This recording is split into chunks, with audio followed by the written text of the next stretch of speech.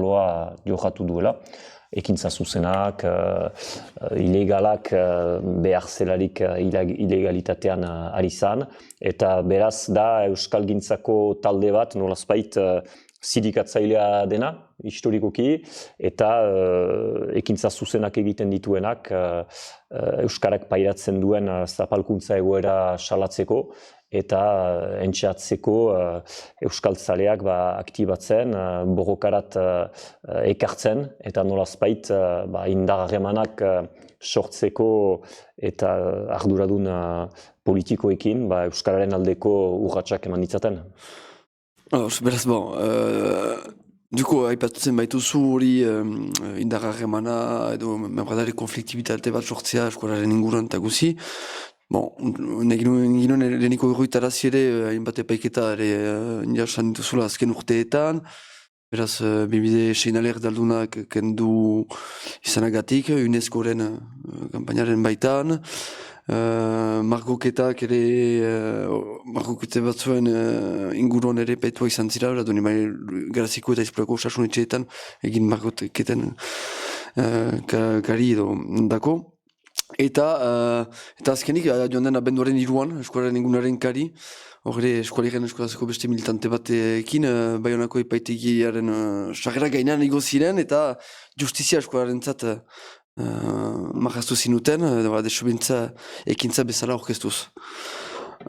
Trompatzez daken entzun zerbait gehitu, pixka bat kontekstualizatzeko, edo berbada ere epaiketen berri eman, bauzuna... Hori izan zen, nik uste ekintza interesgarria ere egin ginuena Baionako subprefeturan geldi euskara zapaltzea, eta hori idatziz eta nunbaiten egun hartan ikaslek deitu baizituzten euskaltzaleak mobilizatzera beraz salatzeko azterketak euskaraz ezin dituztela pasa, eta guk pixkati arduki ginuen deialdi hori, eta beraz itxen ginuen beraiek egin zuten mobilizazio bat subprefetura aintzinean, eta gero nunbaiten gure laguntza edo karpena izan zen subprefetura hortan berean, egun bukaeran, indaketa hori egitea, eta geldi euskara zapaltzea. Gure ustez, interesgarria da olako lema bat eta estatuaren eraikuntza baten gainean eta markatzea. Eta estatu zapaltzailea dugulako, zapalkuntza bat delako ez azterketak euskaraz pasa alizaitea. Eta beraz, azken hilabeteetako ekintzetan hori ere sartzea gogoratzea interesgarria da, eta gure ustez badu bere garrantzia salaketa horrek. Eta beraz ez baniz trompatzen, eta errendatak trompatzen manuk.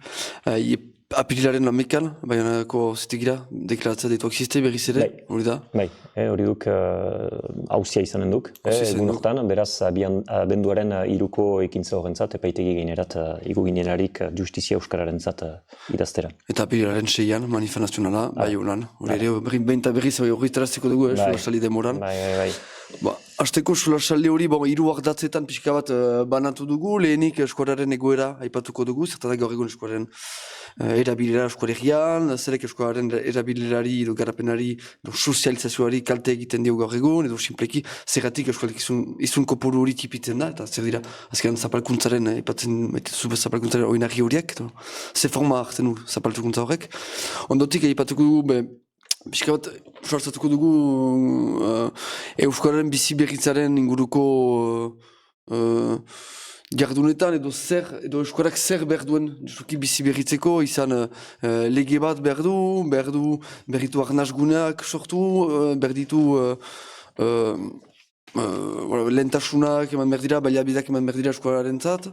Pixka bat, horren inguruan, eta azkenik eskolaren bizi berritzeko borrokardatzak aipatu ditugu, beraz, hor aipatzen duzu desobintza edo intsumisio ekintza horiek aipatu ditugu, hori berriz luz aipatuko dugu, eta gero beste ere zer diren horrekun borroka estrategia desberdinak, eta bakutsak zer eraginduen edo zer implikatzen duen. Sartu aintzin behar, gauza guzi horietan, asiantzin nahi nuke eskertu zuen iniziatiba, eta aipatu dituzuen helburuak pentsatzen dut garrantzitsuak direla, zera politizazioaren eta helburu hori biziki garrantzitsua dela. alegia nik hori ulertzen dut, pixkat gaiak sakontzearen eta hobeki ulertzearen nahia, pixkat politizazio hori izan daitekela, eta niretzat hori funtsezkoa da. Egen baita gauzak aski kompleksuak dira, eta behar da hartu denbora sakontzeko, ulertzeko, ezin dugu simplifikatu, eta horrek eskatzen du gogoeta, hausnarketa, irakurketa, elgarrizketa, beraz, niretzat iniziatiba interesgarria da hor proposatzen duzuena, eta eskertzen dut. Pixka bat osatzeko ere, gu nola pentsatzen dugun ziliporten politizazioaren gauza hori. Ale batetik egiten ditugu artikuluak berbada aktualitateari rantzuteko edo pixka bat aktualitate hori segituz, irakurketa bat emanez, eta ez dira baita ezpada artikulu biziki sakonak eta guzi justu referentziak emaiten ditugu, gako batzu, gertakari batzuen ulertzeko. Beraz hori da pixkat gure parte bat, dugu gure artean bazen dizen duguna prepolitizazioarena edo, eta gero ondoan egin zuzke pixkat solasaldi luzeago horiek egin, gai batzuen sakontzeko. Berbada, zubi egiteko erten zinuen arekin, hor zapalkuntza, ipatuko dugu lehen partean proposatu ginen planean, ideia zen lehenik ikustea zertan zen Euskara gaur egun, Ipar Euskal Herrian zentratuz, horroko jada, baina gu Ipar Euskal Herria zariko gira. Zuk nola ikusten duzu?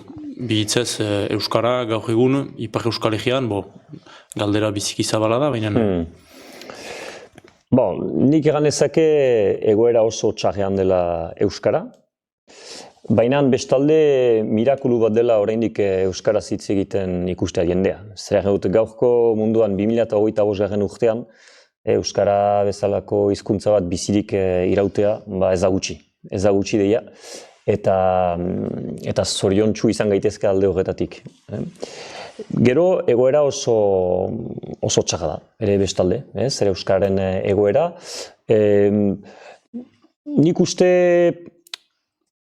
arlo guzietan, euskaran eta beste arloetan ere errealitatea parean begiratu behar dugu. Eta horrek ez gaitu desmoralizatu behar edo nonbaiten ez gaitu etxipenerat ekarri behar, baina ez dugu ere etxipenaren edo desmoralizazioaren beldurrez ez dugu ere saiestu behar errealitatea parean ongi begiratzen. Eta ukan ezakegu joera batzuetan hori errealitatea parean ez sobera ikusi nahi izaitea.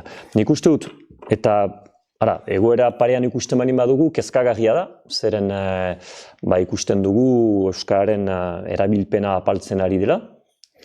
Hori da neurgailu garrantzitsuena, erabilpena, ezagutza baino.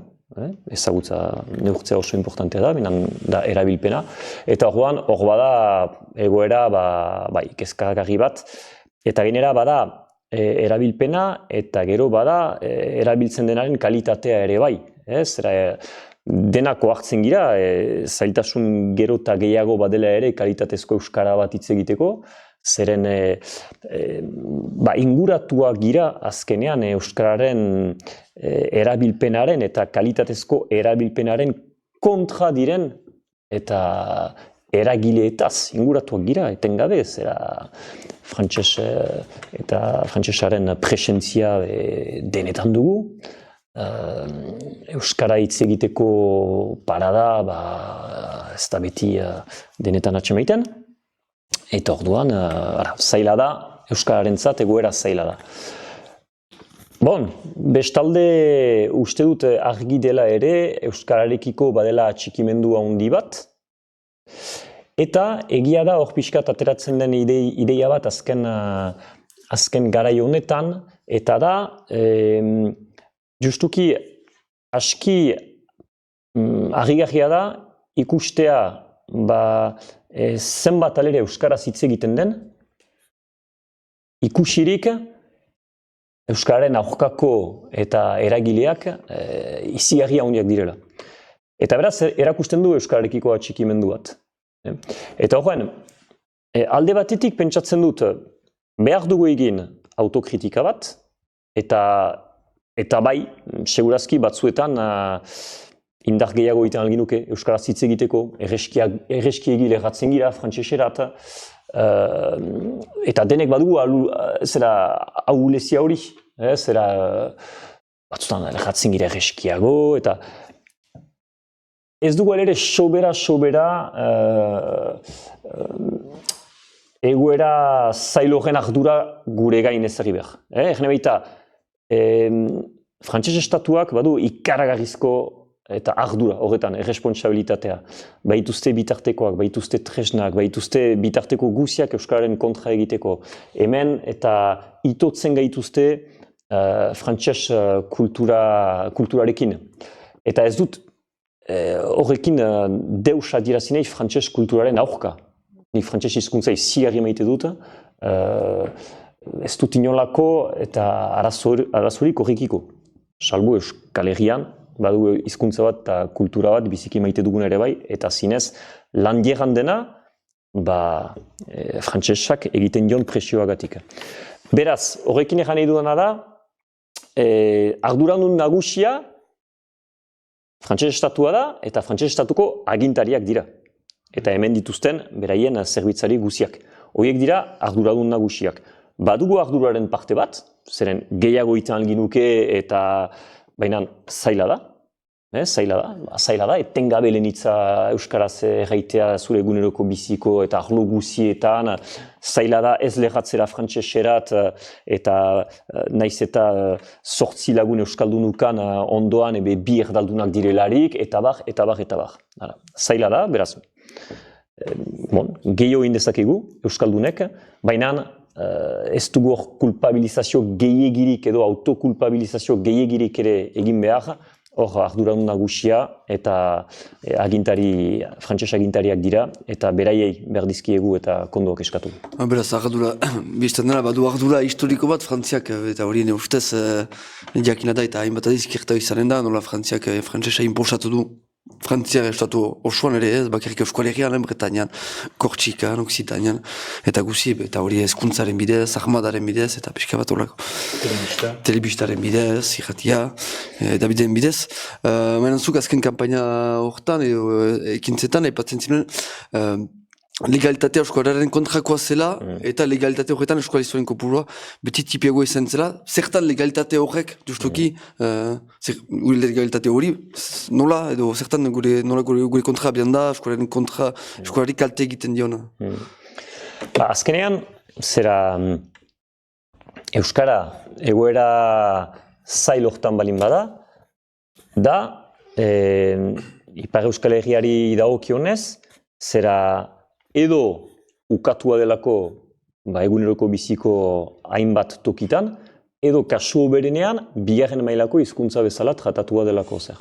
Beraz, kontekstu hortan gira, eta horako kontekstu batean, normal da euskararen erabilpena apaltzea. Eta zergatik kontekstu hortan gira, gaurko frantses legedian, euskarak ez duelako inolako ezagupen ofizialik, ukatua da, simpleki. Hor da frantses konstituzioaren bigarren artikulu hori, egiten duena la langue de la République et le français. Eta hori erabiltzen dute beti aitzaki bezala, frantsesa lehentasunezko hizkuntza bezala ezartzeko eta Euskal Herrian eta beste eskualdeetan, ez? Beraz, hizkuntza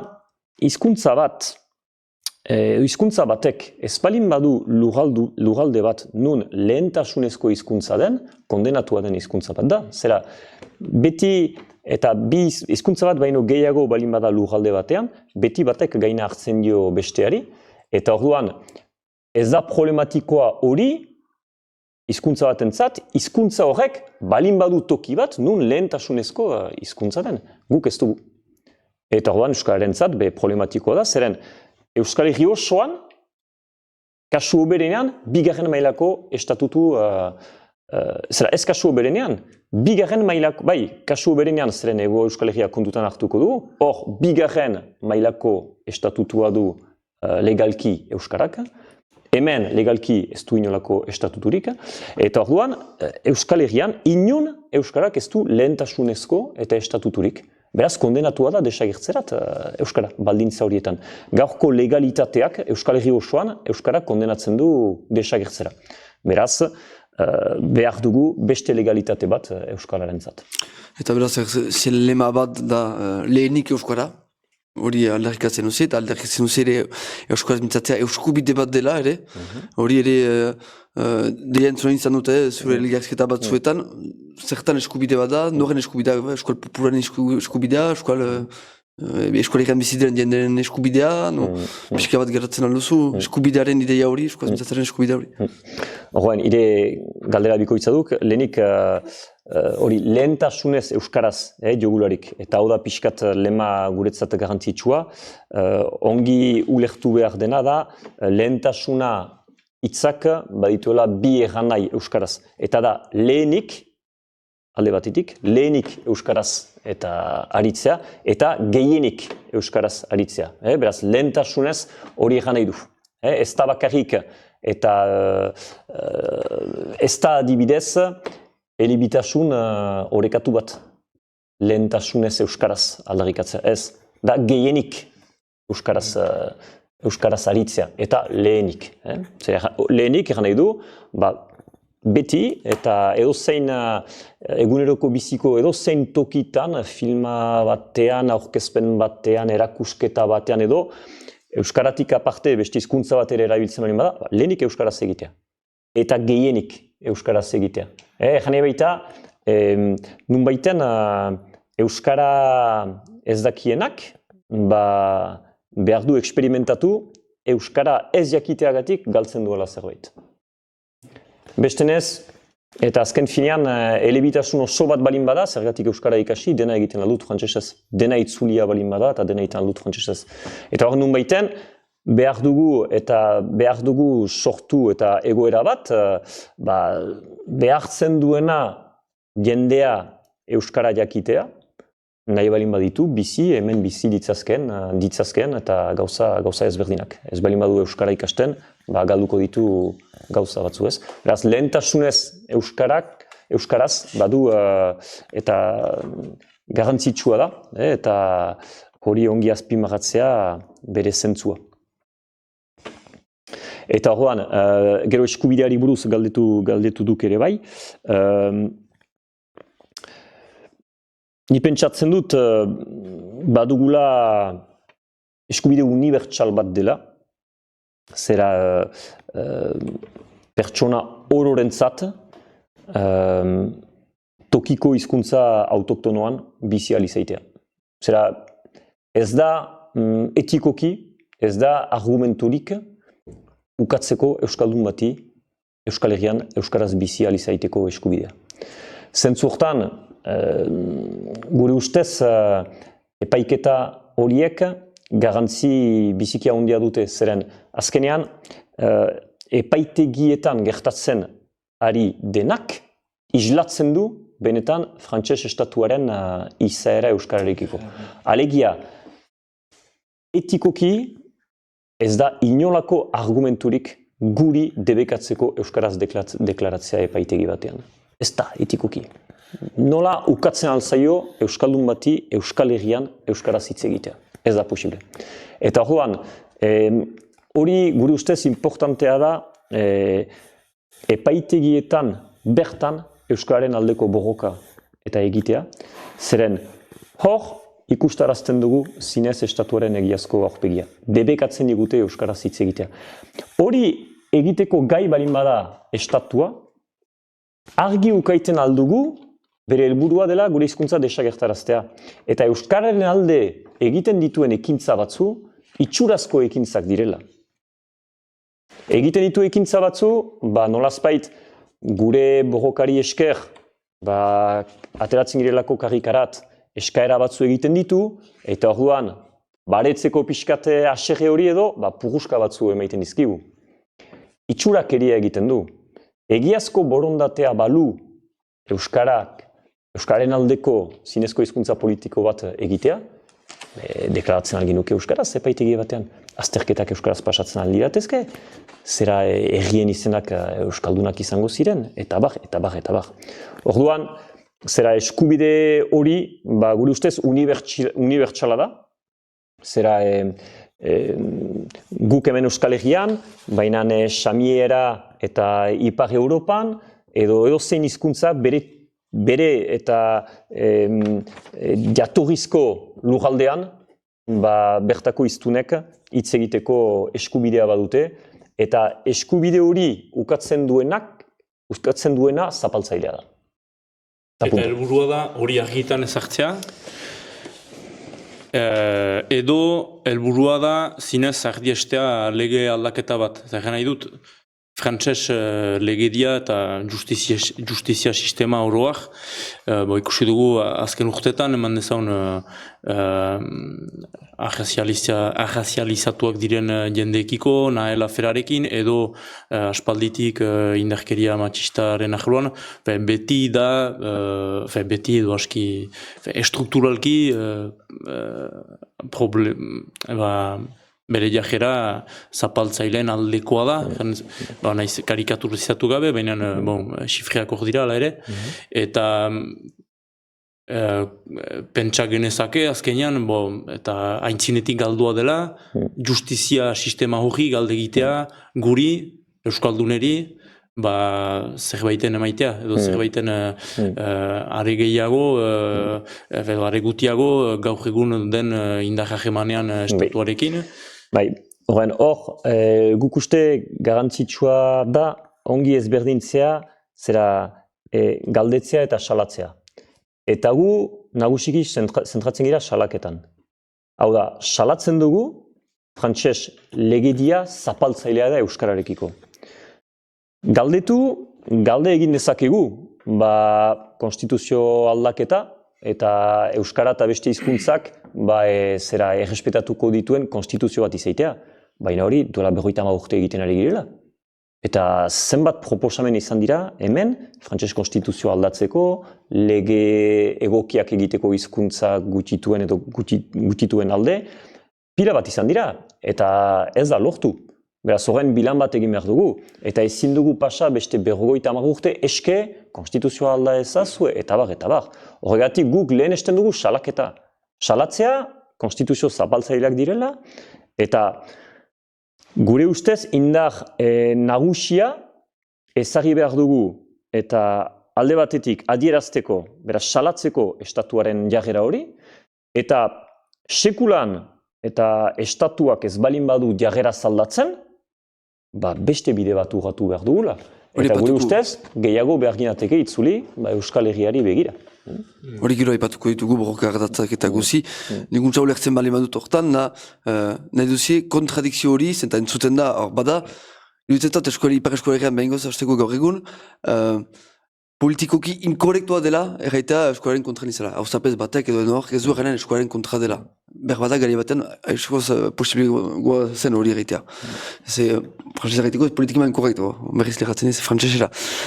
Eta beratziak nahi duzie, diskurtso edo piskat hori eta iazko jarduaren artean kontradikzio hori, arteko kontradikzio hori argirat eraman, ez baina izrop batzen.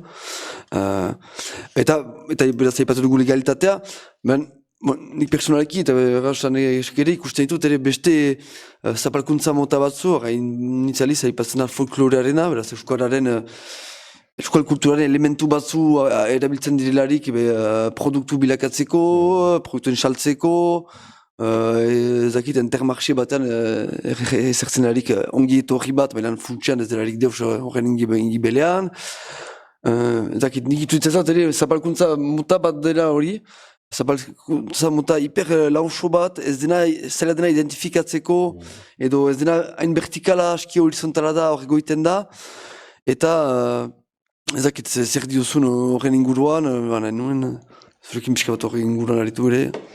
Alde batetik, errandukan lehen gauzari buruz, egia da, gero eta hauzapez gutxiago euskararen aurka agertzen direla, baina egia da ere, hauzapez euskaldun batzuk, izgutzi euskaraz egiten dutela.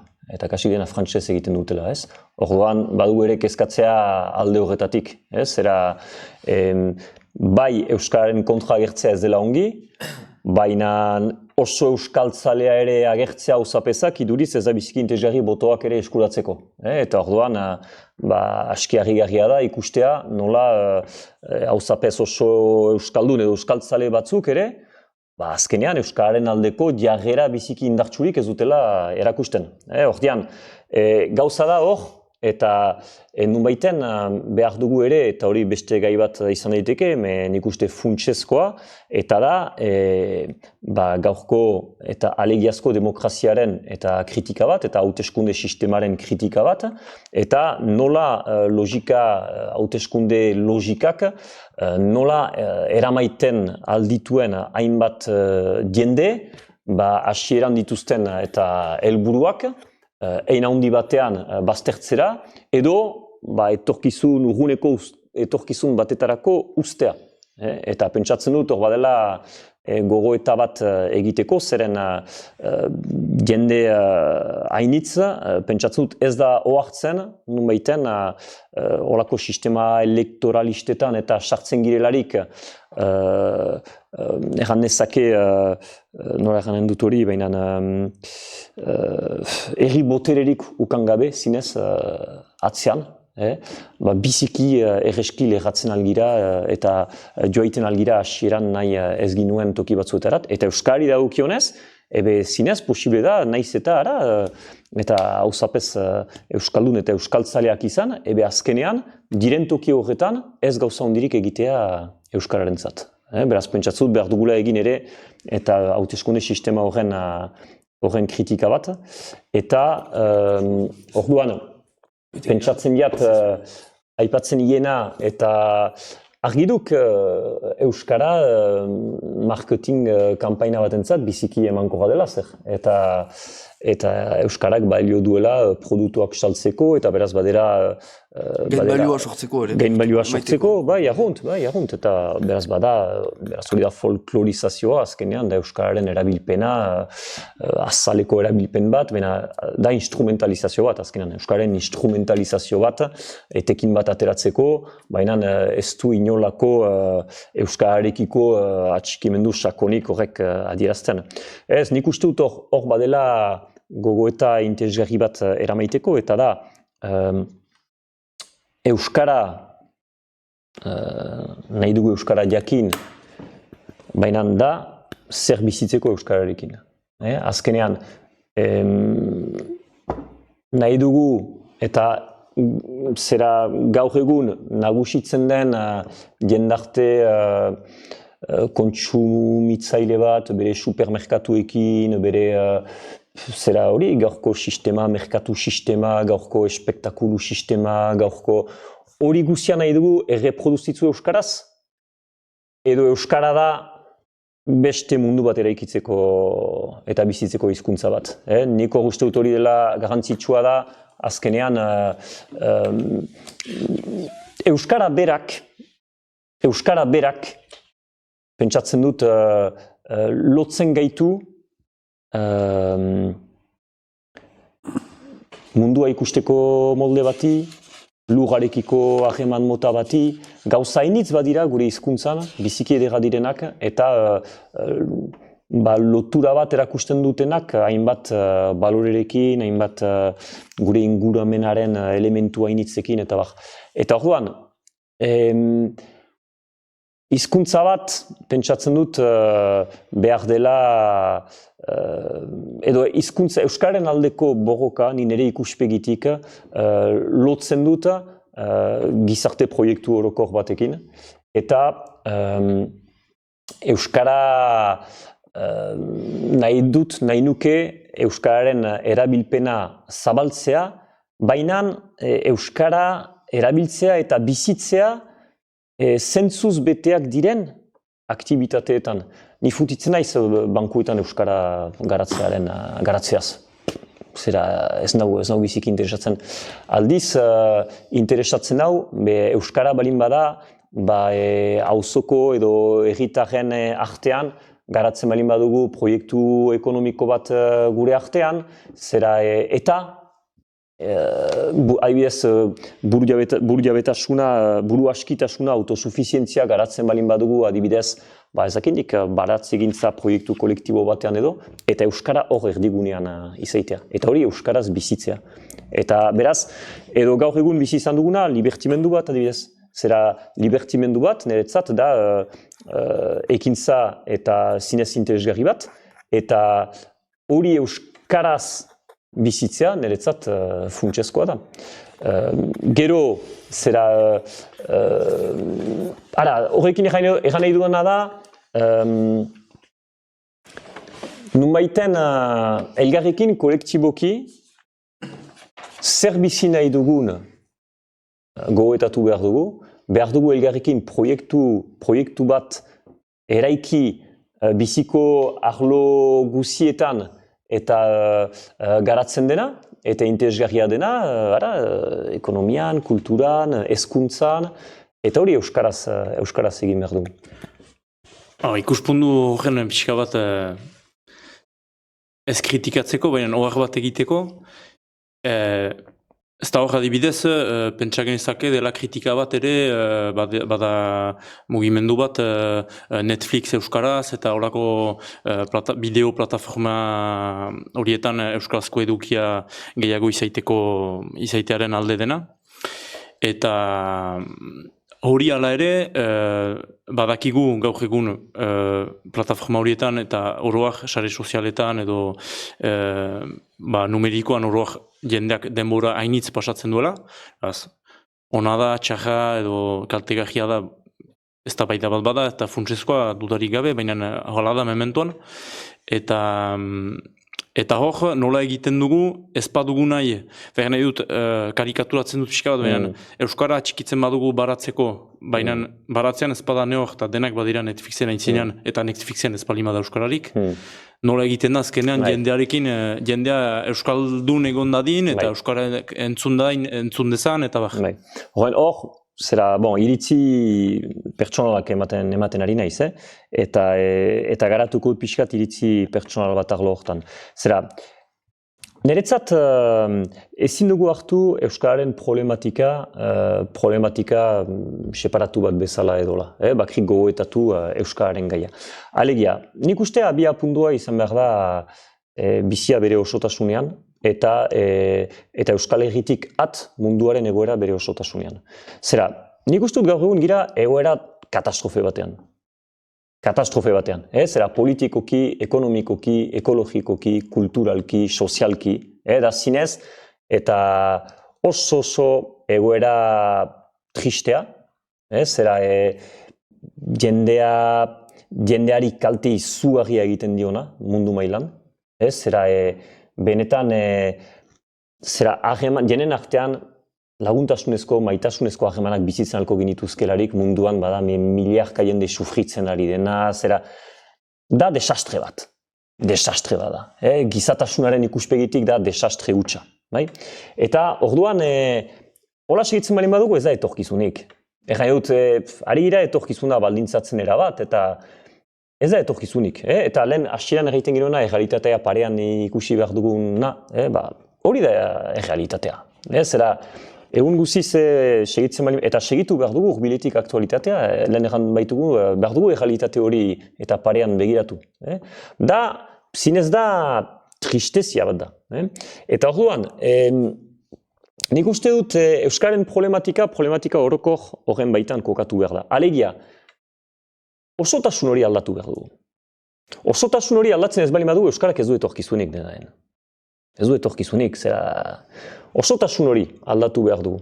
Zera, behar dugu beste mundu bat eraiki, jenen arteko beste harreman batzuekin, zera langileen esplotazio hori gabekoa, zera ingurumena eta errespetatzen duena, eta bar. Beste mundu bat eraiki behar dugu. Eta orduan, nunbaiten, euskararen aldeko borroka ezin dugu beresi helburu horrengandik. Ezin dugu beresi. Eta euskara salbatuko dugu beste guzi hori ere lortzen balin badugu eta aldatzen balin bada. Bestenez, eta orduan, behar dugu ikusi gaur egungo egoera eta katastrofiko horretan, zera gauza bakotsak nola eragiten duen. Nik argi dut, abiez, telebistartzen balin badugu, lagun batek egiten zuen, zera, azken zera 70 urteetan edo, eta bi katastrofe nagusi izan dira munduan, bomba atomikoa eta telebista hori egiten zuen. Eta interesgarri atxamaiten nuen oar bezala. Eta ardezaun telebista. Telebista da, zera kalte izugarria egin duen zerbait eta egiten duena. Eta Euskal Herrirat etortzen bali magira, hizkuntzaren problematikan adibidez, telebistak egin du, baina kalte izugarri bat. Baina ez bakrik hortan, politizazioaz hitz egiten ere gira, telebistak egiten duena da despolitizatu. Despolitizatu. Eta orduan, telebista da gaur egungo eta mundu eta kaltegarri hori eragiten duen faktoretako bat. Faktoretako bat da. Orduan, zera, ezin dugu eta telebistan euskara sartu, telebista bera gogoetatu gabe eta telebista bera eraldatu gabe, tresna kaltegarria izan ez dadin, baizik eta tresna eta izaitekotan, tresna eta onuragarria izan dadin eta jendartearen zatez. Eta orduan, Netflix eta gauza horiek nik ez ditut ezer ezagutzen, zeren hain arrotz sentitzen naiz gauza horien gandik, zera oso arrotz sentitzen naiz, eta orduan, nik badaki telebistaren mundu horrek ze kalte eragiten duen. Orduan, euskara hortan sartzen bada, nik uste behar da ikuspegi kritiko oso zorrotz batekin izan behar da, eta nunbaiten egin behar da ongi jabetuz, mundu horrek, Netflix eta mundu horrek, ze kalte ere eragiten duen eta jendarte honi. Orduan, behar litzateke gogoratu, errealitate bat da, errandukan bezala, jende hainitzek hori iso egiten du, beraz ezin dugu horren abstrakzio bat egin, behar da kontutan hartu, eta segurazki hor ere egin batean egon behar da, ezakit txobera, beran segurazki egon behar da hor egin batetan, baina hor balin bagira, izan behar da, tresna hori eraldatzeko onuragarria izan dadin, edo jendeari egiteko hortik atera behar dela.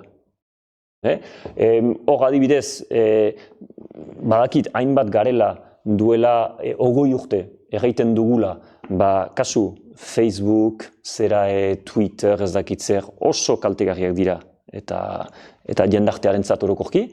Eta 20 urte itxoin behar izan dira, batzu pixkat iratzartzeko eta ohartzeko, abai, egia da gauza horiek kaltegarriak dira. Eta orain ikusten dugu, hainbat jende, erabakitzen du, eta txalogarria da, erabakitzen du, hortik ateratzen gira, eta beste zerbait eraikitzen dugu.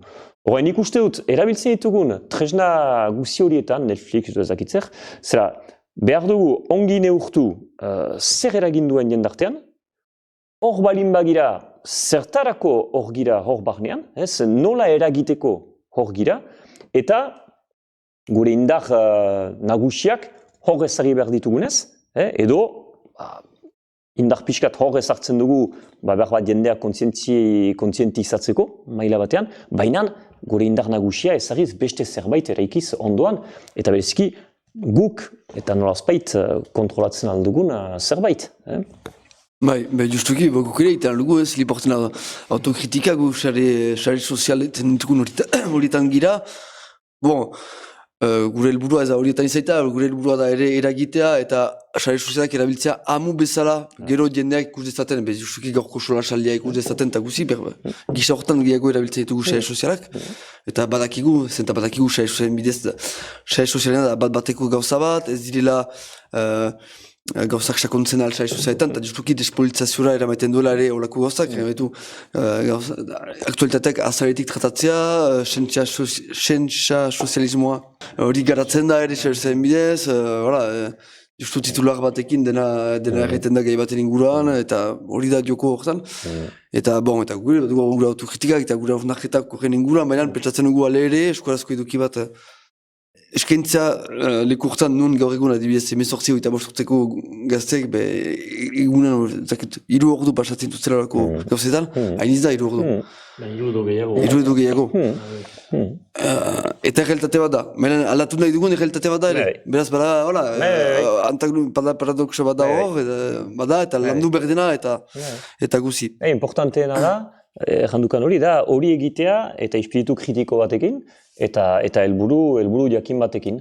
Eta behar bada, gai izan behar ginateke behar momentuan, zera erabiltzen ditugun tresna horien kritika bat ere zabaltzea behar momentuan. Behar bada erabiltzen dugu YouTube, baina behar momentuan, esplikatuz kritikoa girela YouTube-ekiko.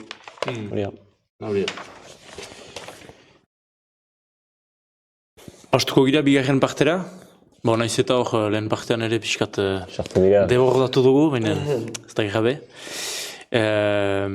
Bigarren partean ideia zen ikusiz zertan den egoera. Deia pixka bat aipatua dugu, baina ikusiz egoera nolakoa den, zer egin behar dugu gaur egungo egoera hontan, egoera linguistikoan, baina ere egoera politikoan, irauteko. Eta ez dakit EHR-en baitan hausnarketarik baduzuenez hori buruz, pentsatzen du baiet, eta nola ikusten duzie eta zer dira nola paitzuen proposamenak irauteko. Justu horretazko, dirugarren partean aipatuko ditugula borroka ardatzak, eta bi parte horiek desberdintzen dugu. Irauteko da nola, zakit jendea euskaldundu, zer tresna, zer espazio berdiren, eta gero errepetuko ditugu borroka ardatzak, zintxomisuarena, beraz. Pixka bat kokatzeko, eta... Orduan, ire pixkat lehen galderari edo erantzuteko berriz ere Euskara eta orokortasuna ere aipatu baituk. Niretzat Euskal Herrian Euskara zen, gogoeta interesgarri bat eginda azken urteetan, eta duk nolazpait eta Euskararen arloan injustizia bat pairatzen dugu Euskaldunok, baina kontziente gira gu haurek pairatzen ditugula eta beste hainbat jendek pairatzen dituztela ere beste injustizia batzu. Eta nunbaiten injustizia guziak desagertarazi nahi ditugula eta kezkatuak girela injustizia guzi horietaz. Eta ez girela bakarrikari adibidez Euskara arloan pairatzen dugun injustiziarekiko. Netzat hori oso garrantzitsua da. Beraz, Euskal Herrian Euskara zen ari garen jende gehiengoak pentsatzen dut borrokatzen gira Euskarak pairatzen duen injustizia desagertarazteko, baina borrokatzen gira ere beste hainbat arlotan bizitzen ditugun beste injustiziak desagertarazteko. Etxe bizitza arloan, feminismoaren arloan, ekologismoaren arloan, eta bar. Beraz, elgarrekin noaz. Eta bada beste gogoeta interesgarri bat ere Euskal Herrian Euskara zen, eta da ohartzea azkenean arlo ezberdinetan pairatzen ditugun injustizia horiek, bai Euskara arloan, bai ekologismoan, feminismoan, edo beste gehietan, azkenean jatorri amankomun bat badutela eta injustizia guzi horiek. Oan ez dugu hainitz sakondu hori, baina bai, bada adibidez Euskal Herrian Euskara zen kritika antikapitalista orokor bat, eta bada indarrean den boterearen kritika bat ere bai. Ez da azkenean, injustizia horiek etortzen dira botere antidemokratiko batetatik eta sistema kapitalista batetatik.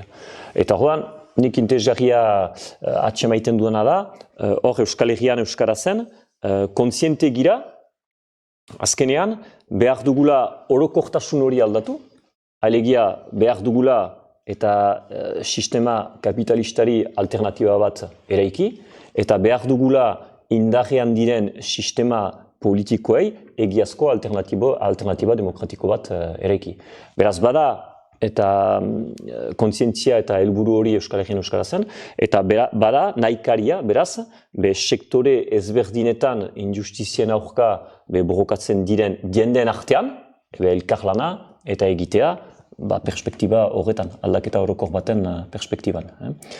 Eta gero, bada beste pentsatzut ideia zentral bat ere Euskal Herrian Euskara zen, eta hori da azken urteetako bilakaera ideologiko bat, erran genezake. Orain duela 4 bat urte edo, Euskal Herrian Euskaraz taldearen helburuetan argiki Euskal Herriaren independentzia eta aldarrikatzen da. Egan nahi baita, pixkat itzuliz hasieran aipatu duguna, egan nahi baita, azkenean konstatatzen dugu eta 50 urtez frantses konstituzioaren aldaketa eskatu ondoren, Euskaren aldeko legediak eskatu ondoren, eta ez dela ezer aldatzen, beraz, egan nahi du, perspektiba independentista bat eta behar dugula garatu, hau da, zera Euskal Herriak, Euskararen gaiarentzat zinez aterabide bat atxaman nahi balin badu, behar du buru jabetasuna eskuratu, Euskal Herriak behar du bere konstituzioa eraiki, behar du bere estatu bat ukan, eta bere legediak eta idatzi ahal izaiteko. Ikusten dugulako, gaur egun, bi estatuek eta numeiten indarrean eta hemen dituzten legediak eta instituzioek ez dutela aterabide egokirik proposatzen Euskararen zat. Gainerat, ego Euskal Herrian bada koofizialtasun desorekatu hori, hola deituko dut, eta argiki ikusten da horrek ez duela bat ere Euskara salbatu, ez du kopurua erabilera, gaitasuna ere salbatu, eta ez dela aski. Azkenean. Eta berazuk erten duzu, plantatzen duzu, azkenean independentzia dela balintza bat, ez bada balintza hundiena, Euskararen bizi irauteko. Badirolako beste adibide batzu, nola estatu batek, estatu baten sorrerak egin du hizkuntza bat berriz, desagertzeko hizkuntza bat berriz dut Israelen adibidea horakoa dela, hor ez da bat... Ez dut erraiten dut... Eredu hori behar dugula segitu? Bat ere, baina da, estatu bat, zeitak balintzatzen du, asko, hizkuntza gutxitu baten... Niko guztut? Geroa, edo kontradibidea. Irlandarena? Irlandarena kontradibidea da, independentzia lortu arren, inglesez bizi da gaur egun Irlandako jendeak. Niko ekarnezake berriz gogora, Euskal Herrian Euskaraz taldearen sortzailea izan zen Txiliardegiren gogoeta bat, eta Txiliardegik erraiten zuen, ez dakit Euskal Estatu independente batekin Euskara salbatuko dugunik, baina segur naiz Estatu independenterik gabe ez dugula salbatuko. Eta nik uste dut arrazoin duela. Zera, ez da berme bat, estatu independente bat izaitearena, baina hori ez balin badugu, hori gabe eta gureak egin du. Eta nik uste dut arrazoin duela maila horretan. Orduan, gero eztabaidan sartu behar gira, independentzia nahi dugu, baina ze estatu eredu nahi genuken. Eta gu nahi dugun estatu ereduak, bermatu behar luke eta Euskararen beraz biziraupena. Hori beste eztabaida bada. Ustez dena egana da, erten dugularik balintza bat daiteke edo dela, nahiz eta ez duen segurtatuko Euskararen biziraupenak estatu baten unkaitea, eregi mailako estatu baten unkaiteak. Gero, hor erigira lere pixkat gauza maila orokorreko gauztaz ari gira, nina nuke ere eguneroko praktiketan zentratu ere kisa batez, eta simpleki ere Ipar Euskal Herri begira, urte guziz erraitena 11.000 pertsona heldu direla Ipar Euskal Herrira bizitzera, eta 8.000 joaiten, beraz 3.000 heldu direla urtero Ipar Euskal Herrira bizitzera.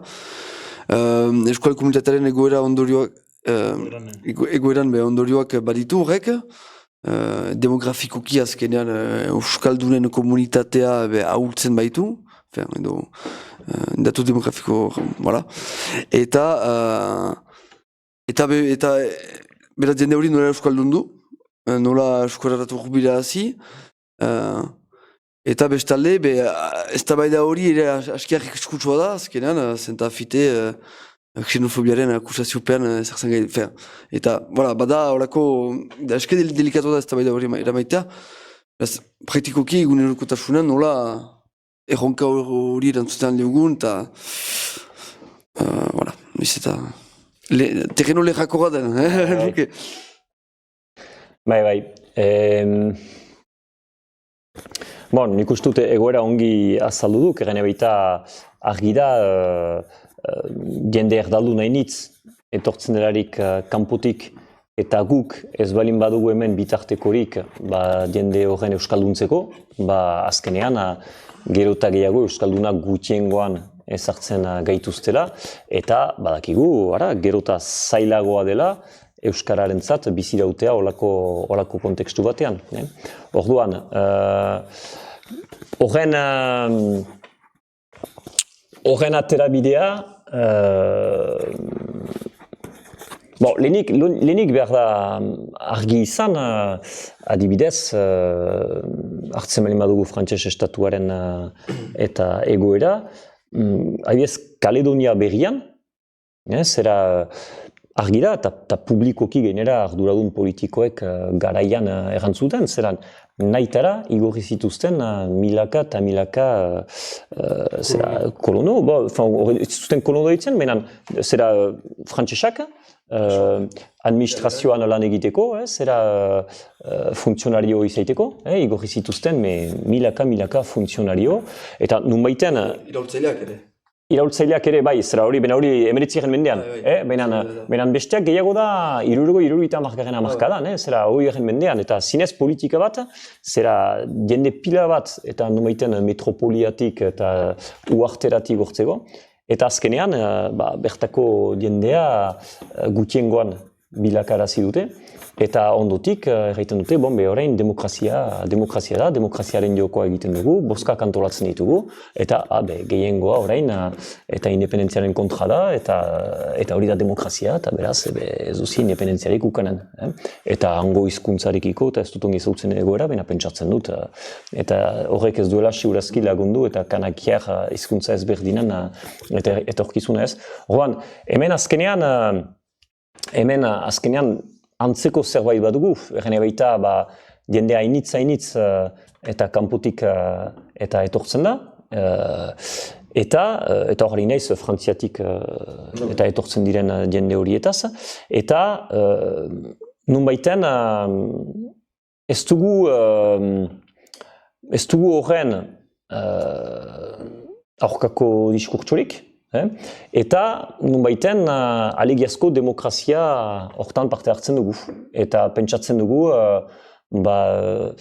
hauteskunden bidez eta jende hori konbentzituz, eta nunbaiten lortuko dugula gure proiektu abertzalea, jende guzi horien ganat heltzen, eta hori esker integratzen alko ditugula, eta nik ezakit sobera ze itxaropen izan daiteken alde horretatik, baina nik uste dut hori trampa handi bat dela. Hau da, guk hemen euskal herri bezala, baditugu eskubide historiko batzu, zera herri zapaldu bat gira, eta ez da bost kopuru baten arabera gure eskubide horiek bermatuak izan behar direla, edo ez. Zera, etorgaraziko dituzte jende hainitz kanpotik, bozkatuko dugu, eta beti egonen girelako eguneko 30 bozketan, orduan gure eskubideak inoiz ez dira gauzatzen alko, zeren gutiengoan izanen gira, eta demokraziaren izanen, gehiengoak ez du nahi, euskara eta lehentasunezko hizkuntza izaitea, gehiengoak ez du nahi, hemen erabaki dezagun gure etorkizuna, eta joko hortara behar gira makurtu. Ez, eta zera Euskal Herria herri zapaldua da, bazituen bere instituzioak, historikoki, inposatuak izan zaizkio eta beste instituzio batzu, hori frantses iraultzatik hartzen balin badugu Ipar Euskal Herriaren historia, zera frantses iraultzan, garai hortan, hemengo ordezkari politikoek errantzuten, guk ez dugu nahi, departamenturik ez dugu nahi, eta integratu frantses legebiltzara, gu populu bat gira, herri bat gira, baitugu gure instituzioak, gure biltzarak baitugu, eta buru jabetasuna nahi dugu.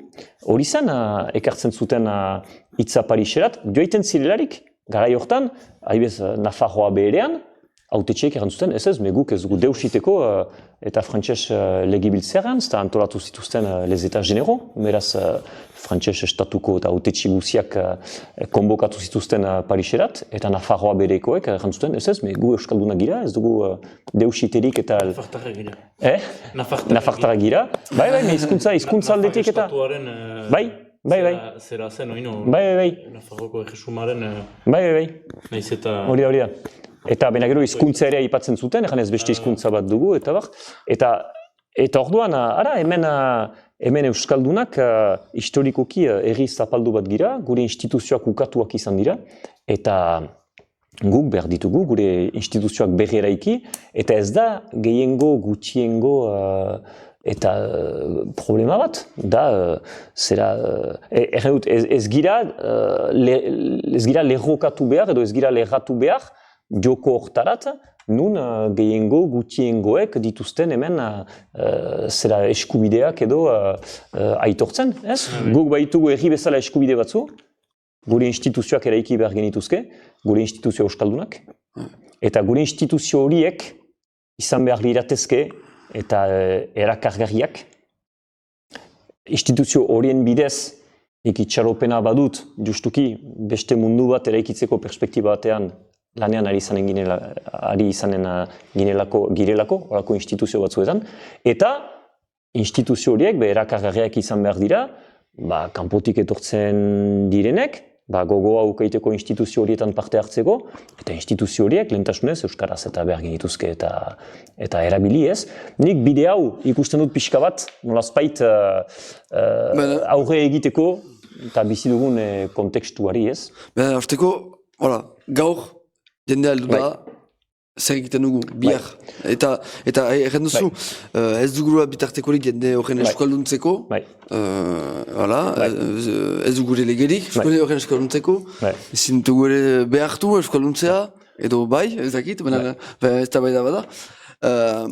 Zer egiten dugu? Zer egiten dugu, horren konkretuki, adibidez, hor, kanpotik etortzen den jendearekiko, zera gehienetan jende heldua da, aurrekin etortzen dire edo ez, jende heldua da. Eta orduan, hor sartzen gira, nonbaiten, jende helduen euskalduntzeko problematikaren barnean. Gero bada, beren aurren euskalduntzearen problematika, hor sartzen gira jende helduen euskalduntzeko problematika batean.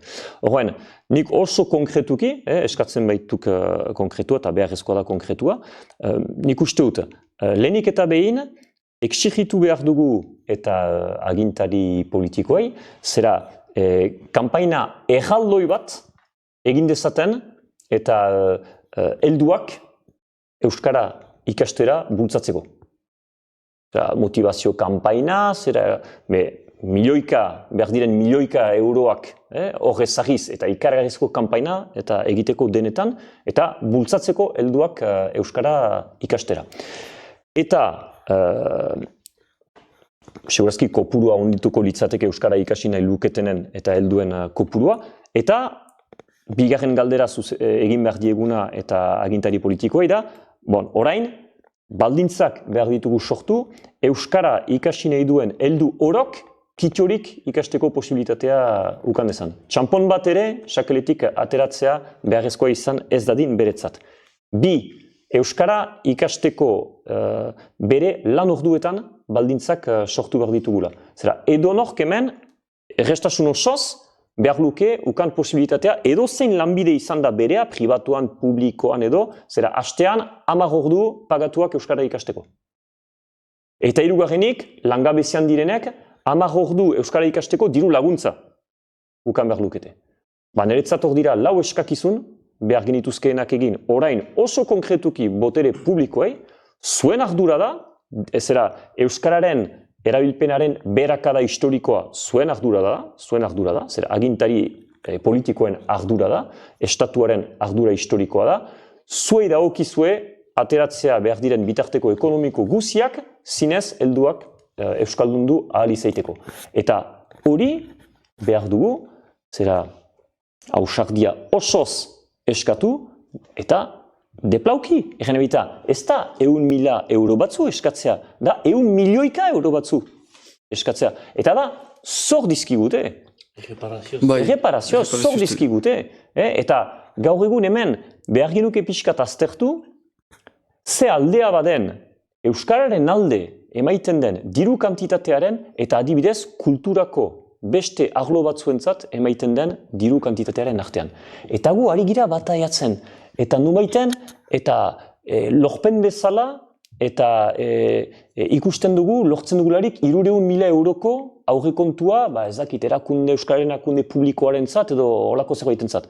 Baina, 300 milioi euro erridikulua da, beste hainbat arlotan ezartzen diren milioika eta milioika eta milioika euroen ondoan.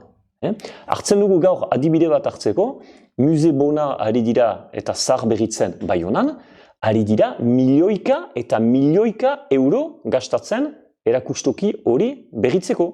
Eta gu behar momentuan ari dira bataiatzen 100.000 euro batzuentzat. Hor, milioika euro erakustoki bat eta zahar berritzeko gutaz trufatzen dira. Zera, dirua bada, baina lehentasunez ezartzen dute beste zerbaitetan. Eta hor, oso konkretuki, helduen euskalduntzeko, milioika eta milioika eskatu behar ditugu eta errandukan bezala zor dizkigute.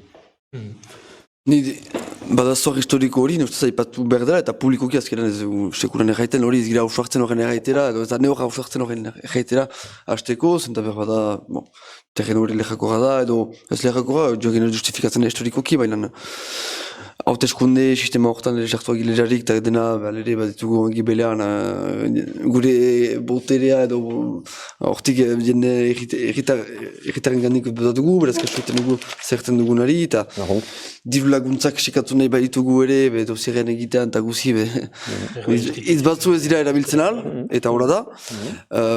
Eta eduritzeta biztan dela berdela limaleko baliabideak berdirela eta justuki gaur eguntze gertatzen da, alderantzizkoa gertatzen da, diru kopuru tipitzen ari da. Edo mantentzen, edo tipitzen ari da, simpleki.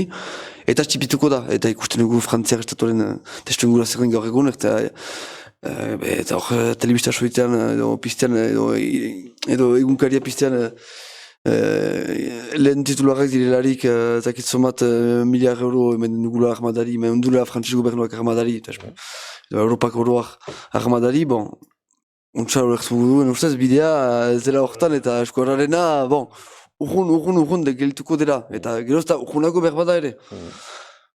Beraz, zer egin. Baina denboran ere, zera niri bitzen zait, dirua badela eta erabiltzen dela, eta ez bakrik armadaren zat edola, erabiltzen dela ere. Nik ezakit, zenbakiak ez ditut begiratu, baina joko olimpikoen zat, zenbat diru balio datu dute.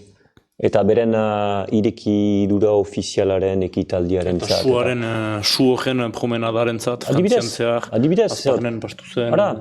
Eta hemen, Ipar Euskal Herrian, hemen hartzen bali badugu aztertu behar litzatek ere, Ipar Euskal Herrian, ze dirutza moitzen den, hainbat proiektutan, ez? Orduan, nik uste eta Euskarak behar lukeena konkretuki, konkretuan baigira, garapen bidean ez hartzeko edo horrek eskatzen duen dirua, badela diru hori. Baina erabiltzen dela beste gauza batzuetan, eta beraz guk exigitu behar dugu lehentasunez hor erabiltzea.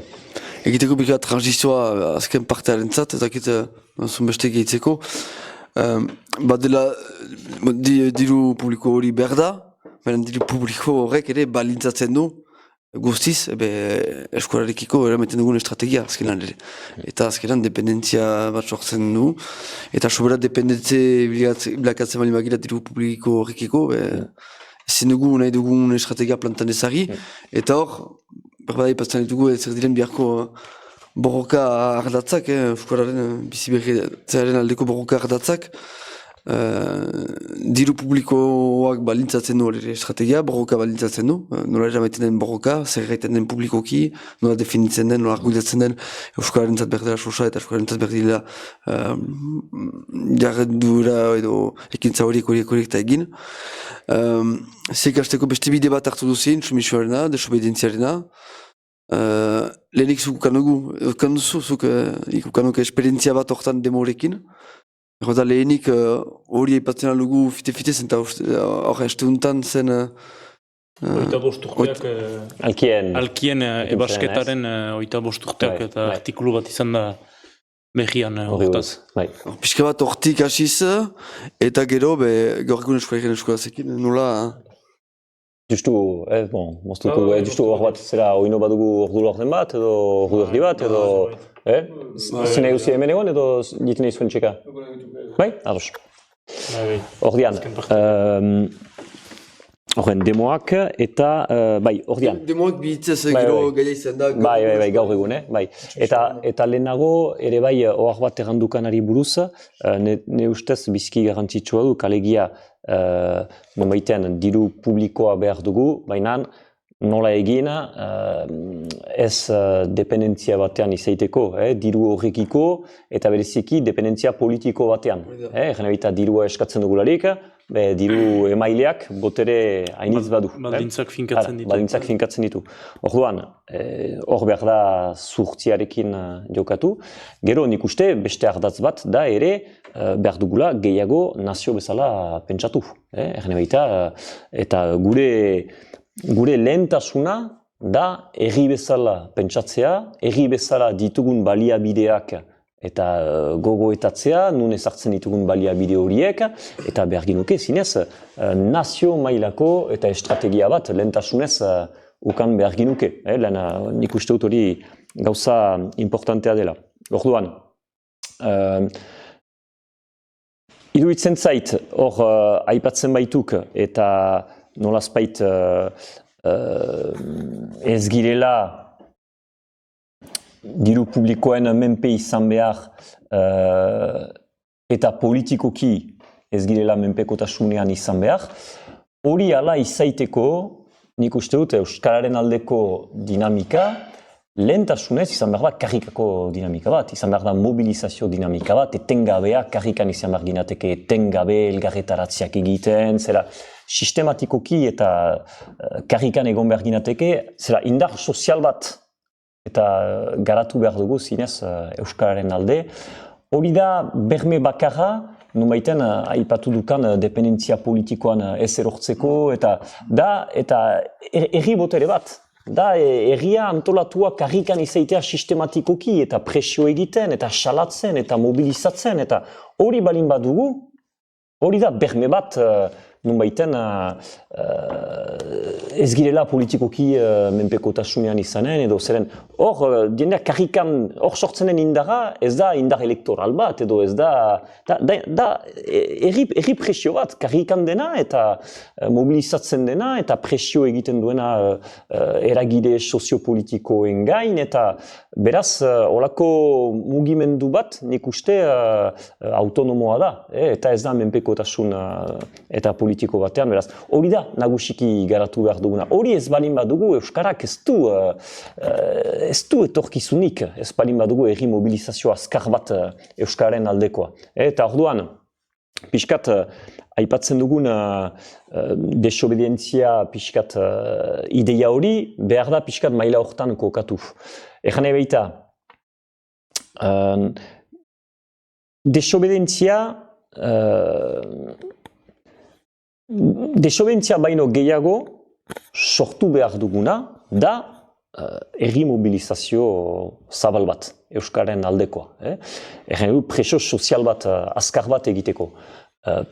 Presio horrek, momentu batean, edo jende batzuek, edo jende kantitatea handiago batek, desobedientzia jarrera batzu garatzen alditu. Desobedientzia jarrera bat, bada egiten duzularik mobilizazio bat eta agintari batzuen egoitza aintzinean, eta hor egoiten zirelarik espazioa okupatuz, 5 orduz, eta ez zira moitzen, hori desobedientzia jarrera bat da, eta horrek kriston indarra du. Eta hortarat heldu behar da euskalgintza. Eta karrika hartzera, eta presio bat egitera karrikan. Horren guk pixkat... Justu zerri detzin duzu euskalgintza? Bai, egukia da euskaltzaleak. Jende euskaltzaleak eran nahi dut horrekin. Eta berra jendeak ez badu ulertzen zer den euskalgintzaz, nola definitzen dugu euskalgintza? Eskualaren alde jarduten duten eragileak? Bai, antolatuak direnak egitura batzuetan, euskararen alde aritzeko. Euskalgintza. Bai, nik uste dut euskalgintza hori da, eta dira euskal irratiak, ikastolak, aeka, dira erakunde ezberdinak, nunbaiten euskalekin euskaraz, kontseilua, eta erakunde guzi horiek.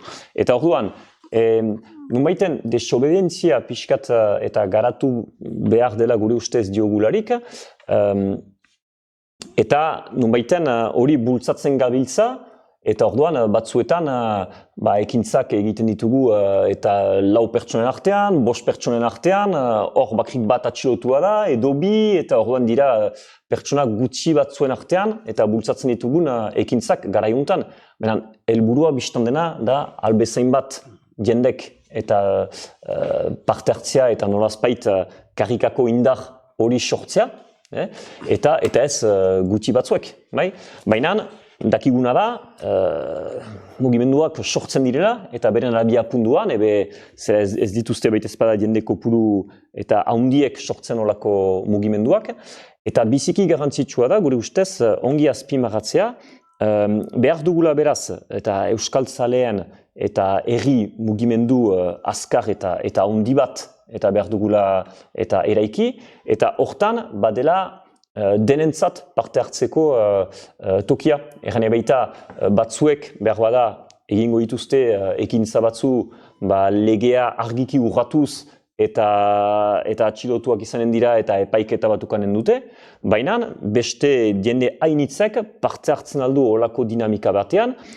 justu manifestaldi batean egonez, edo manifestaldi horren antolaketan parte hartuz, edo elkartasun gaualdi bat antolatuz, edo afitxak ezagiz, komunikatuz, erran baita azkenean, desobedentzia eta kanpaina zabal batetan, herri osoak parte hartzen aldu, eta hori da garrantzitsua ulertzea. Ez da bakarrik, eta 5, 10, 20 lagunek, eta ekintza batzu egitea, eta epaitegi batean, eta epaituak izaitea. Ez, da dinamika oso zaila, oso zabala, eta bakoitzak bere argitxoa ekar dezake dinamika hortan. Eta ostion aipatzen genituen demoak, beraz, behar bada, bihitzez, dela 20 urteko mugimendua da, espikatzen zinuke zer ziren demoak bihitzez, eta gero hori lotua galdera bat. Bai, orduan, hain zuzen eta labur egiteko, erran ezake, justuki demoek egin zutena Ipar Euskal Herrian, izan zen justuki desobedentzia eta dinamika bat piztea. Eta beraz orain aipatzen dugun gogo eta hori, erran ebita gaur egungo kuadro legalak Euskararen desagertzea ekartzen balin badu, kuadro hori ez dugu errespetatu behar, erran ebita ekintza batzuk egingo ditugu, ilegalak direnak, zeren gaurko legalitateak Euskara kondenatzen du. Eta orduan, desobedentziaren eta logika hori demoekin bultzatu ginuena hori izan zen, duela 25 urte, eta pasatzea mezu hori ezin dugu obeditu, Euskararen gaiari dagokionez, ezin dugu obeditu Euskararen desagertzea eta erakiten duen kuadro legal bat. Beraz, desobeditu behar diogu, eta antolatzen ditugu ekintza batzu, urratuz lege hori, eta adibidez, hor egin duguna azken ekintza tindatzea justizia Euskararen zat eta epaitegiaren horman, azkenean desobedientzia ekintza bat da, zeren ilegala den zerbait egiten dugu, hain zuzen margotzen dugu eta egitura publiko baten murruaren gainean lema bat idazten dugu. Hori, eta egunez, eta egunez, hori da, aurpegia emanez, zeren, orduan, ilegala da, egiten dugu hori salatzeko gaurko legalitateak beraz, eta epaitegi sistema horrek Euskaldunoi ukatzen dizkigutela oinarrizko eskubideak, eta aurpegia emanez egiten dugu, zergatik adierazteko gure ustez zilegitasun osoa dugula ekintza horren egiteko. Zilegitasun osoa dugu, beraz, asumitzen dugu, horrego iten gira, atxiotu behar balin gaituzte, atxiotzen gaituzte, guk egindakoa, ez dugu ies egiten, hor gelditzen gira, zeren gure ustez zilegizkoa da egiten duguna. Eta orduan, hor desobedentziaren eta dinamikan, behar dira ezberdin du hainbat ekintzak egin daitezkeenak gordeturik, zera gauez, tindatzea eta frantsestua izan den Euskal Herri baten izena duen bide seinale taula bat, gauez egin daiteke, desobedentzia ekintza bat da, eta biziki ongi da, eta egin behar da, eta aspaldian egiten ditugu eta gehiago egin behar dira. Benan bestalde, zera beste ekintza batzu, albalin badira aurpegia emanez egin, biziki interesgarria da ere, zeren, eta hain zuzen, erakusten du, ekintza horiek gure ustez zilegizkoak dira, gu presgira edonorrekin hitz egiteko ekintza horietaz, asumitzen ditugu eta esplikatuko dugu zergatik egiten ditugun, eta hori aurpegia emanez eta egiten da. Eta azkenik, errepresioari ez ies egiteak badu ere interes bat, eta da, epaiketa bat ezartzen balin badigute, Euskararen borroka eramaiten alko dugu, hain zuzen, gehien Euskara zapaltzen den tokirat eta da epaitegi barnerat. Eta beraz, nunbaiten, ez da eroso, errepresioa pairatzea, baina saiestezina den bide bat da, eta egiazko egoera erakusteko, eta erakusteko soizue epaitegi barnean hemen ukatzen digute bertako hizkuntzan deklaratzea. Eta hori da gaur egun frantses estatuak duen egiazko politika euskararekiko. Beraz, ez duguno aldatzen errotik hori, emaiten dizkiguten puruskak euskararentzat ez dute horiek euskararen etorkizuna bermatuko. Iritzetzat, intsumisioa eta desobedientzia ipatzen dugula, en fait, praktika politiko horrek ere berriz karrikara eramaiten du konfliktibilitatea. Konfliktibitatea. Eta horretan aipatu bezala, badela horako kontsentsu faltsu bat, en fait, eskualaren inguruan, eta egiazki, politikoki inkorektu da, jaita eskualaren kontra girela, bainan ondoan ez da deus egiten. Eta konfliktibitate horret sortzea, beraz, borroka eskema hori berriz ere karrikara eramaitea, interesgarria da, iduriko, zentzu horretan, jende hori azkenan, pusatzea, erraita publikoki, en fait, hori, eskola, sobera da, en fait, galeite dute eskola da egitea, baina sobera da, eta en fait, hor zinez ere, beti gauza bera, egiazko horpegia berriz... Maskak erogaraztea. Maskak erogaraztea. Hortan hortarako interesgarria dela ere, desuentzaren bidez, konfliktu hori berri sortzea, eta erakustea badela, en fait, konfliktu bat. Bai, hori da. Eta azkenean...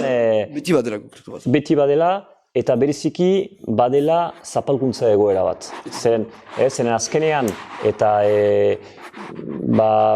pixkator kritikatzen dugun joko elektoralista edo horrek, nunbaiten azkenean itxurakeria initz egiten du, eta pixkat normalitate batean bizi bagina bezala eta sinestarazten digu ez. Eta alta zapalkuntza handia bada, Euskara mailan eta beste arloa initzetan, eta zapalkuntza hori ikusezin pixkat bilakatzen dute. Eta orduan, guk behar ditugu gatazkak piztu eta erakusteko zapalkuntza hori hor dela. Eta itzultzen naiz, niretzat gaur egungo adibide argienerat eta da epaitegi barnean eta euskaraz deklaratzea eta ukatzen digutela. Beraz, behar ditugu olako eta gatazkak piztu, zapalkuntza hori hor dela erakusteko eta hori arlo guzietan. Arlo guzietan eta horrek eraman behar du eztabaidatzerat, zintzoki eztabaidatzerat. Zinez eta izaitea eta benetan eztabaida sakon bat eta eragile guzien artean, eta ondotik ikusiko dugu, ze adosten den eta eragileen artean, elgarrekin zelan egiten alden, baina nagusiki behar da eta eztabaida argi bat ukan, eta hori eragiten du azkenean desobedientzia ekintza eta intsumisio diagera batzu garatzeak. Biziki untsa.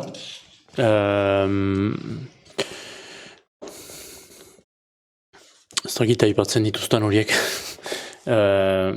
Atxeman dut bideo bat, zure bideo bat. YouTubeen jotzen delarik gorkatoge, bada bideo bat, itzaldi bat eman zinuena, demoen historiari buruz. Xanairek gomitaturik dola zenbait urtekoa da. Eta demoen historioa, bideo, ez da laburra, horren erdi bat, laburra egoiten da azkenean, denen azaltzeko, baina iten zinuen demoen autokritika bat bideo hortan, itzaldi hortan. Eta, autokritika hortan aipatzen zinuen besteak, hiru zinituen autokritika, azkenean aipatu dituzu gehienak, baina aldarrikapenak soilik egiten zinituztela, tresnak eraiki beharrean, aipatu duzu. Borroka sektoriala zela, sektoriala ez da demoek ere bazituzten hainbat aldarrikapen, hiru aldarrikapen, instituzioa, euskara eta presoak. Eta, ala ere sektoriala... Bai, ez zuen orokortasunik. Hala, hori izaldian hori zenioen, hori ere aipatu duzu. Eta azkena gutixago aipatu duzu, erten zinuen, azkenean, bazela desobendentzia zibilian, masa edabidekiko dependentzia, zenta ekintza bat egiten bada, eta nahi badugu eragina ukan dezan, behar da mediatizatu, eta beraz, eta mediatizatu, eta mediatizatu izaiteko, behar da ere, spektakulu pixkat. Hor, argazkia, adibidez, Baionako epaitegian, biak ziste gainen, beraz, iten alda gehiago, bada argazki polit bat, eta hortan, hala ere, azkenean autokritika horiek eginik ere, ez dit, hain tresna txarraz, eta berriz heldu zira desobendentzia zibilirat, eta nola iten alda azkenean, eta posible dea, eta zera horiek ekiditzea desobendentzia zibila ekintzetan. Bai, horrein, nik uste erantzun parte bat, lehen deia ekarri dut, egin dugularik, pixkat aipatu dugularik Netflix eta hori guzia aipatu dugularik. Alegia, zera, nik uste garantzitsuena da, tresna horiek erabiltzen bali baditugu, zera kritika eta etengabe batekin izaitea, eta nunbaiten gure komunikabide alternatiboak ber momentuan eraikitzea. Garai hortan eta edo elgarrizketa hortan nolazbait desobendentzia zibila ekintza batzuek masa komunikabideekiko eta ukan dezaketen dependentzia hori eta kritikatu nuen, eta hori gaur egun berdin kritikan ezake, berdin. Eta orduan, da, piskalen aipatu duguna, da nola eta ein batean erabiltzen ditugun tresna horiek ez baitugulako beste biderik eta heltzeko hainbat jendeen gana, baina nola ber momentuan ez gira tresna horien menpe eta bilakatzen, beraz hori beti eta ber einean ukaitea, eta gero kritika bat ere pixkat espektakulua ipatu duk eta biztan dena horrekiko eta kritika zorroz bat ukan behar dugu, eta egiten ditugun gauzak ez dira izan behar gauzak nola erran dezake azaleko gauza batzuf edo gauza espektakular batzu. Aldiz, importantea da simbolikoki azkarrak izaitea, mezu argi bat ukaitea, irudi pedagogiko batzu sortzea, komunikatzeko, eta horren da horreka nola atxemaiten dugun. Hortan, nola atxemaiten dugun ez erortzeko dependentzian, ez erortzeko espektakuluan, ber momentuan komunikatzeko eta albezain bat jenderen gana heltzeko eta mezu bat zabaltzeko. Beraz, pentsatzen dut hori behar dela etengabe ukan buruan, eta ekintzak eta egiten ditugularik, hor presente izan behar da, muga argiak ezartzeko.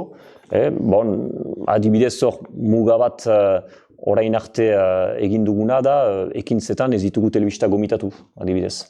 Hori egiten ginuen zerbait duela hainbat urte, hor ez ditugu gomitatu, bakarrik gomitatzen ditugu nolazbait elkarte komunikabideak, publikoak ez direnak. Elkarte autonomia maila bat duten komunikabideak. Ez dugu olako erabaki finkorik, horrekiko, baina horrek erakusten du kezka hori hor dela, eta nunbaiten gauzak kontzienteki egin nahi ditugula, eta ez dugula nunbaiten ez dugula elikatu nahi kritikatzen dugun sistema bat eta egin molde bat. Eta justu kasu horretan gainerat maiten die indar bat, ere azkenan edabide horiek edo gehiago etikoagoak ditzen zauzkion edabide horiek maiten die indar bat aier eskaintzaren iduria eta zentak irozten egizaz errezki hori zidu ezten agertu da, beste edabide batzuk zabal dute, bon. Manera bat da ere gure tresnen indartzeko eta gure David elkarten indartzeko eta... Eta nik uste oso argiki erraiteko, zera nik ez dut bate gustuko hor agertzea. Eta horako afitxa batean agertzea, ez dut bate gustuko. Baina, lehen aipatu dugunaren hildotik, ber momentuan niretzat ekintza hori eta argazki hori biziki adierazgarria da eta biziki azkarra da ere bai. Zeren hor diren bi hitzak funtsezkoak dira, justizia euskararentzat, zera argiki salatzen du eta injustizia bat pairatzen dugula, eta hor gira asumitzen dugu lasaitasun osoz egin duguna, eta edon horrekin pres gira hitz egitea bai murru baten gainean idatzi dugu eta justizia euskararentzat, eta hori gure ustez zilegizkoa da. Eta orduan, nunbaiten, holako ekintza batzu eta holako argazki batzu momentuan emankorrak balin badira, hortik pasa behar gira. Nik argi da, adibidez, hor 10 pertsona dira izaten balin baginen, Hala ere, frantses banderak ez zan zinuten, Horren, bai edo ez. Galdera pausatu duziek, gainera, bai? Hori da. Azkenean frantses banderak erakusten du estatuaren egoitza dela eta zapaltzailea bera dela. Eta orduan, ez dugu sobera eztabaidatu kendu behar ginuen edo ez, baina adibidez subprefeturaren ekintzan ere, berdin ikusten da eta frantses bandera eta gainean geldi euskara zapaltzea. Eta horrek badu bere indarra, zeren azkenean, ikusten dugu, zein eraikuntzataz ari giren, estatuen eta eraikuntzak dira, eta bereiek dute zapaltzen euskara.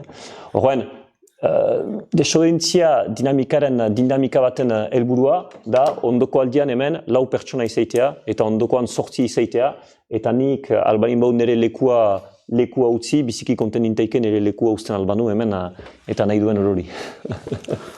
Untza. Esatua bali bat dira. Hori da.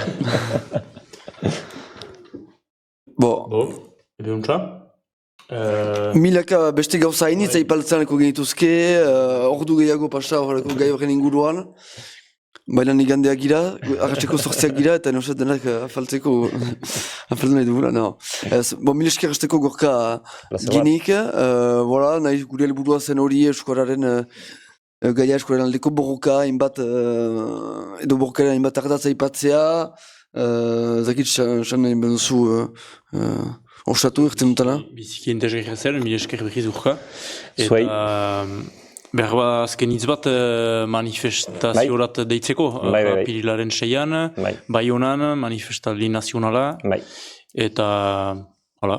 Bai, orduan, ongi aipatu duk, apirilaren 6a igandea da, orain azpimarratu behar da, egiten dugula hor manifestaldia asteburuan zeren hauzia dugu beraz ondoko ostiralean, Hamaikan.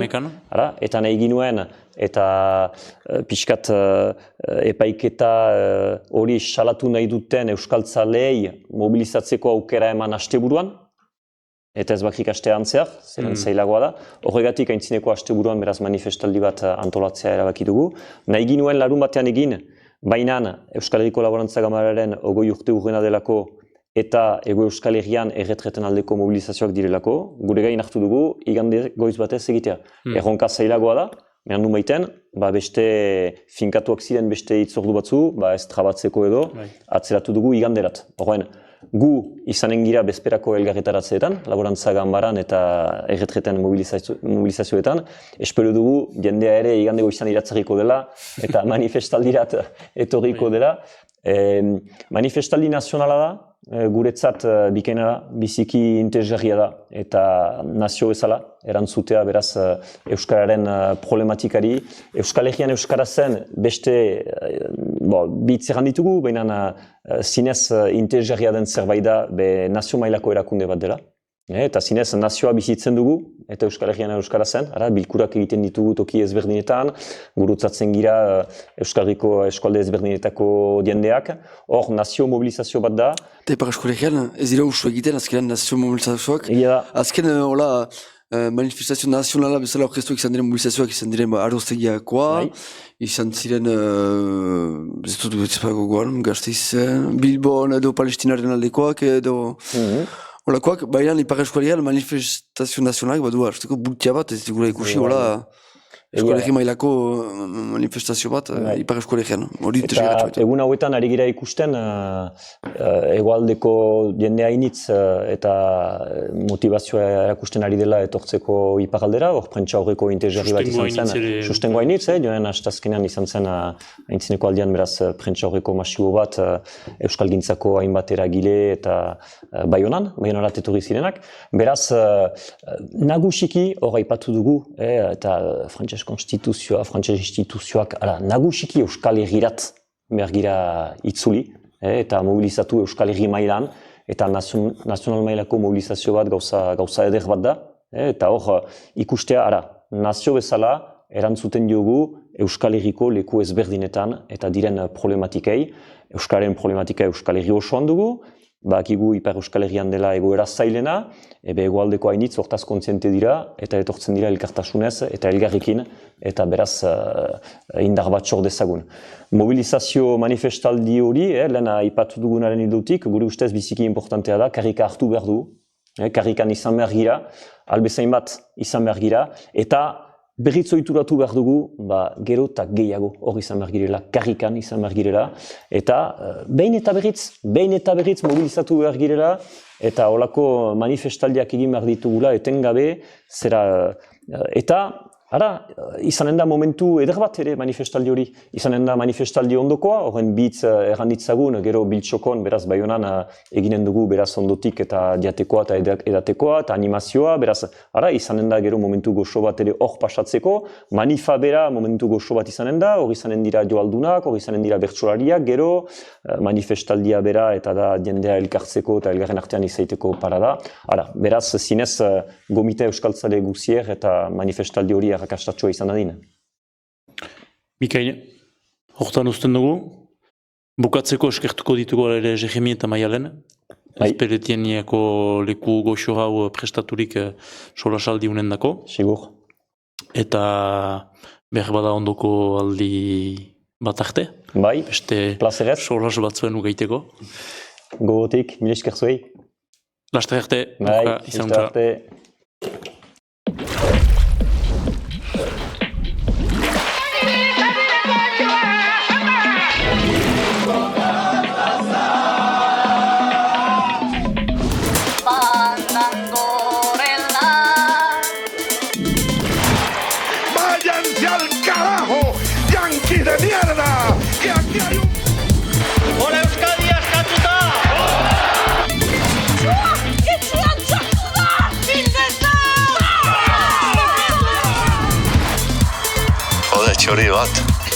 C'est moi qui décide s'il faut se lever ou pas.